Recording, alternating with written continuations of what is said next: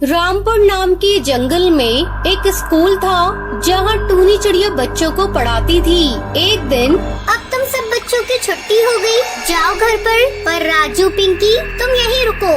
क्यों मैम, हमने कोई गलती की है?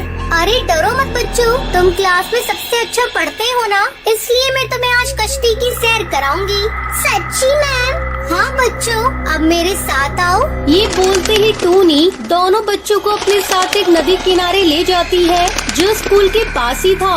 वो बच्चों को कश्ती में बिठाती है और उन्हें कश्ती की सैर कराने लगती है। बच्चों, तुम्हें मजा आ रहा है ना? मैम, बहुत मजा आ रहा है। इस कश्ती में हम पहले तो कभी भी नहीं बैठे। यहाँ तो रंग बिरंगी मछलियाँ भी हैं।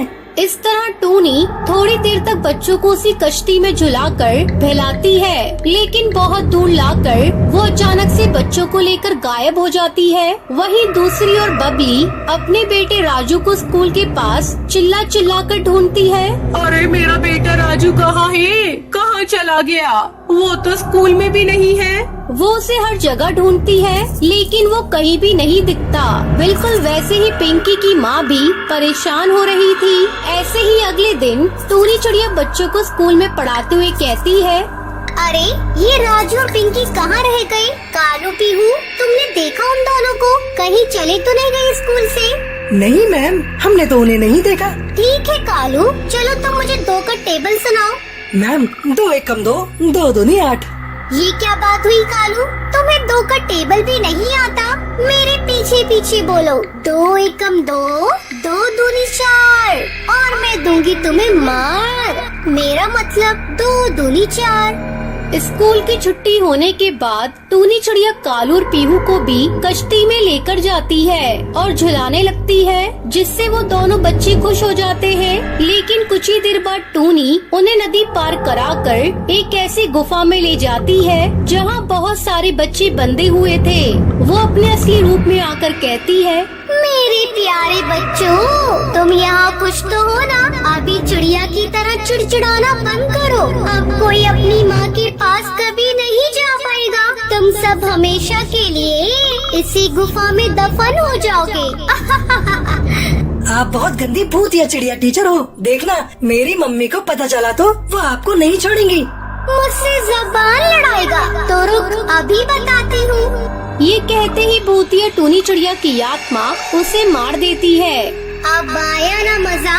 तुम बच्चों से मुझे बहुत नफरत है। तुम्हारी वजह से कितना खराब हुआ था मेरा काम। इतना मन लगाकर मैंने विधि पूरी करी थी, लेकिन आखिरी मिनट में तुम स्कूल के बच्चों ने मेरे पीछे पीछे उस कश्ती में आकर सब खराब कर दिया। क्या मतलब तुम्हारा भूतिया चिड़िया की आत्मा? एक दिन की बात है, मैं इसी गुफा में अपनी काली शक्तियों के लिए पूजा कर रही थी। शैतान, मुझे असीम शक्ति प्रदान कर। मैंने तेरे कहे को पूरा किया है। बस अब ये चढ़ा दूं शैतान की मूर्ति पर, मैं सबसे ज्यादा ताकतवर बन जाऊंगी। टूनी अपनी विधि पूरी करने जा ही रही थी कि उसे बच्चों की आवाज आती है और वो गुफा के बाहर चली जाती है। लेकिन तभी टुनटुनी और बंटी गुफा के अंदर आकर झांकने लगते हैं। अरे बंटी, ये कितनी अजीब सी जगह है और ये आग क्यों चली है? मुझे लगता है यहाँ कोई पूजा हो रही है। देख, धुआं धुआं हो रहा है। कितनी डरावनी मूर्ति है यहाँ, मुझे डर लग रहा है। वैसे भी हमारी मम्मी ढूंढ रही होंगी। चलो यहाँ से चलते हैं। बच्चे डर कर वहाँ से चले जाते हैं, लेकिन वो उसका चढ़ावा बिखेर देते हैं। टूनी वापस आकर देखती है तो क्रोधित होकर शैतान टूनी को कहता है, तुमने भी विधि को पूर्ण करने से पहले ही खंडित कर दिया। इसकी सजा जानती हो ना? अब तुम्हें अपनी जान की आहुति देनी होगी।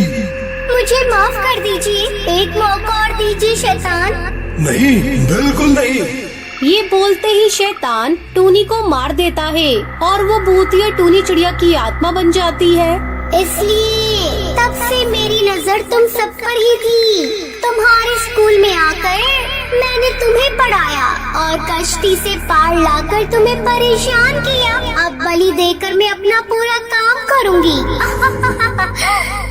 ये कहकर भूतिया टूनी चिड़िया की आत्मा बच्चों को मारने वाली ही होती है। तभी जिगर बाबा और उन बच्चों के माँ बाप उस गुफा में आ जाते हैं और जिगर बाबा त्रिशूल से भूतिया टूनी चिड़िया की आत्मा पर हमला कर देते हैं, जिससे वो खत्म हो जाती है।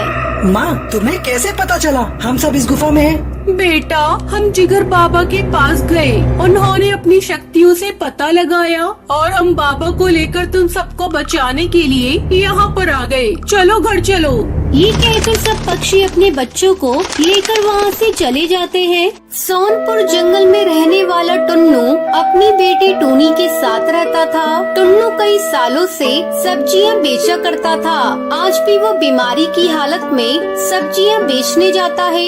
आलू ले लो, पालक ले लो, मेथी ले लो, भैया ले जाओ, हरी हरी ताजी सब्जियाँ ले जाओ। तभी धूप में काम करने की वजह से टुन्नू को चक्कर आ जाता है और उसका सर सीधा पत्थर पर जा लगता है, जिससे ज्यादा खून बहने से उसकी वही मौत हो जाती है। जंगल के पक्षी टुन्नू की लाश घर लाते हैं, जिसे देख टूनी चिड़िया रोती है।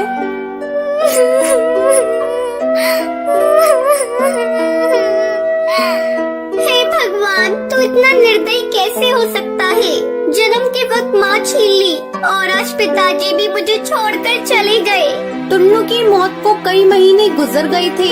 एक दिन जितने भी पैसे बचे थे पापा के जाने के बाद सब खत्म हो गए। मैं ज्यादा पढ़ी लिखी नहीं हूँ, पर पेट पालने के लिए मैं सब्जी बेचूंगी। अब टूनी चिड़िया सब्जी बेचने जंगल जाती है। सब्जी ले लो, सब्जी, ताजी हरी सब्जी, सस्ती सब्जी ले लो। अरे ओ सब्जी वाली, ये भिंडी कैसे दी? 10 रुपए पाव है मैम साहब। अरे वाह, तुम तो बहुत ही सस्ती और ताजी सब्जियां बेच रही हो। बाकी सब्जी वालों ने तो लूट मचा रखी है। ये सुन बाकी के ठेले वाले गुस्से से बौखलाकर कहते हैं, अरे कालू, ये तो तेरा ग्राहक है ना? देख, आज इस चिड़िया से सब्जियाँ ले रहा है। खून तो मेरा भी खौल रहा है। एक बार तो इसको धमकाना ही होगा। फिर हरी, कालू, बंटी तीनों टूनी चिड़िया के पास जाते हैं।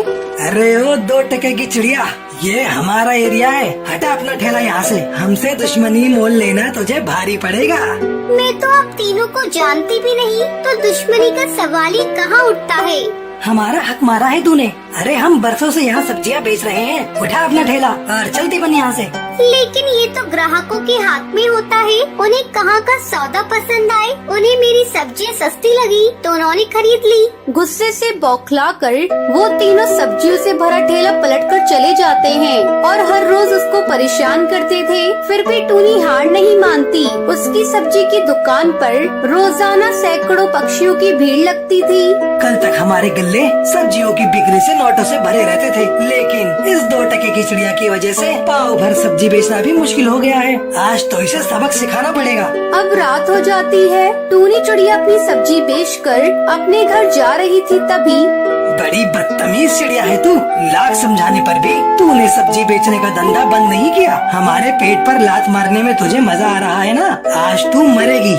मैं तुम्हारी खोखली धमकियों से डरने वाली नहीं हूँ। जाओ, जो करना है कर लो। तभी कालू तराजू उठाकर उसके सर पर मार देता है। उसके सर से खून निकलने लगता है। तुमने मुझे मार कर अच्छा नहीं किया। मैं अपना बदला लूंगी, जरूर लूंगी।